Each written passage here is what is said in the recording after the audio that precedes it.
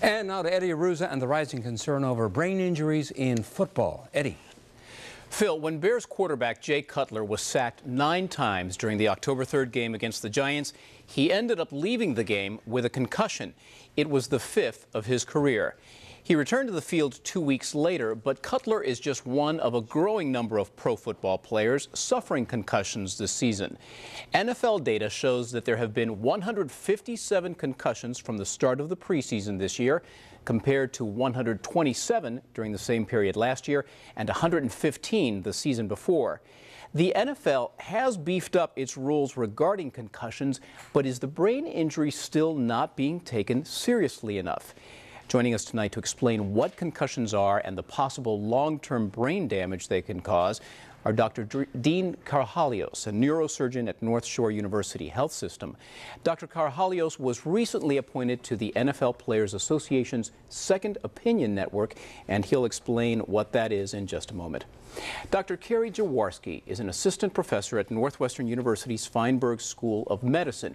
She also serves as the university's director of intercollegiate sports medicine and head team physician.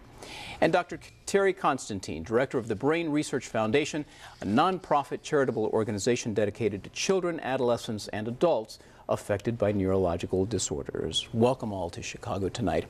Thank you. Dr. Karahalios, let's begin with a definition of what a concussion is, because I think people have an idea or an impression of what it is, but it might not be based in reality. So give us, tell us what it is. Well, it is a brain injury, and over the years, it is a condition that has been trivialized for those of us who played youth athletics, and for those of us who probably did sustain some concussions, we could call it getting your bell rung. And we know now today that it truly represents a brain injury. It's not an injury that I, as a neurosurgeon, can point to on a CT scan or an MRI scan and say, well, here's the concussion.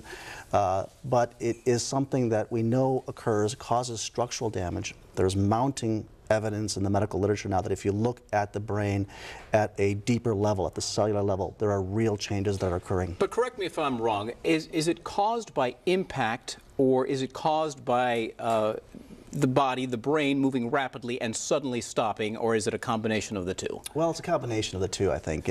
What ends up happening is the brain is sort of floating around in this fishbowl, which is the skull, and it suddenly stops, and the brain keeps moving, and as it sloshes around in the fluid that protects it, it bounces off the walls and is injured. Dr. Jaworski, what are the symptoms? The symptoms can really vary. It depends on the person. Some people most commonly will complain of a headache, but they can also complain of memory loss. There can be mood lability, so they may be more emotional than usual.